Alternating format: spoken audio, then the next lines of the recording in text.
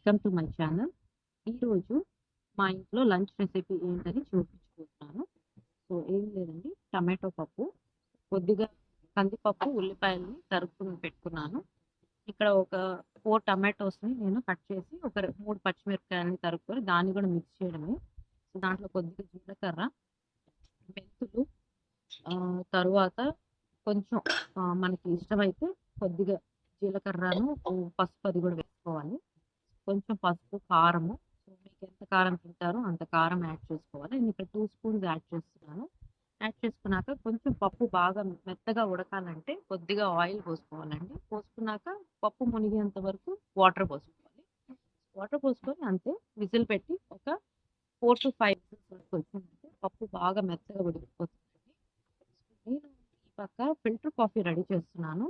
So filter కాఫీకి first మనము కొద్దిగా వేడి కాసుకోవాలండి. కాంచుకున్నాక ఇక్కడ నేను ఫిల్టర్ కొత్తది తీసుకున్నాను అనమాట. ఇది చాలా బాగుంది చూడడానికి, నాకు చాలా బాగా నచ్చింది. సో ఇక్కడ అతని షాప్ వాళ్ళే కొద్దిగా ఫిల్టర్ చేసే మిషన్ తర్వాత ఒక గిన్నెలాగా ఇచ్చారు ఫిల్టరింగ్.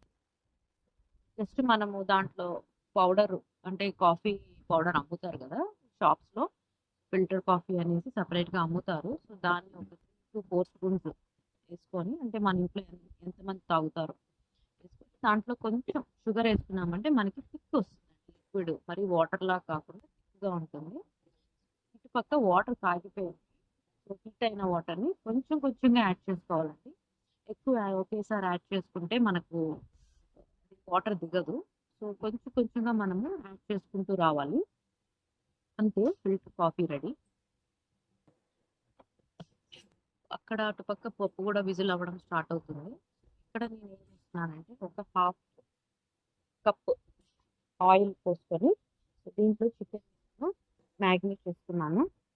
ఈ మ్యాగ్నేట్లో నేను ఏమేమి మిక్స్ చేశానంటే కారం, ఉప్పు, పసుపు, కొంచెం కార్న్ఫ్లవరు, అల్లం వెల్లుల్లి పేస్టు. సో వీటన్నిటిని మ్యాగ్నేట్ చేసి ఒక 1 అవర్ తర్వాత మనము ఇట్లా ఆయిల్లో డీప్ ఫ్రై చేసుకోవాలండి. కానీ ఎప్పుడు హైలో పెట్టుకోకూడదు.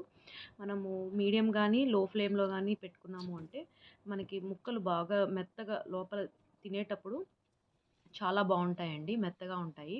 లేదంటే ఉడకవు, చికెన్ కదా.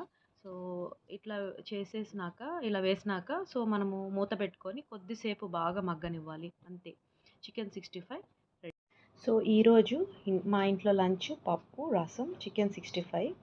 సో రేపు మళ్ళీ ఇంకొక వీడియోతోటి మీ ముందుకు వస్తానండి. అంతవరకు please subscribe my channel. Thank you so much for watching my video.